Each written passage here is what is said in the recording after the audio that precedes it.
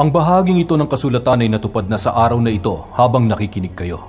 Pinuri siya ng lahat at humanga sa napakaganda niyang pananalita. Sinabi nila, Hindi ba talagang siya ni Jose? nagalit ang mga taong naroon sa sambahan nang marinig nila ito. Nagtayuan sila at ipinagtabuyan si Jesus palabas ng bayan at dinala malapit sa gilid ng burol na kinatatayuan ng kanilang bayan para ihulog siya sa bangin. Pero dumaan siya sa kalagitnaan nila at iniwan sila. Maligayang pagbabalik sa Pinas sa Diyos walang imposible, kung saan ang pananampalataya ay bahagi ng ating pang-araw-araw na buhay. Ngayon, tatalakayin natin ang isang makapangyarihang talata sa Biblia na direktang nagsasalita sa mga nakakaranas ng pagtanggi, hindi nauunawaan, o dumaranas ng pagsubok sa kanilang kalusugan sa pag-iisip.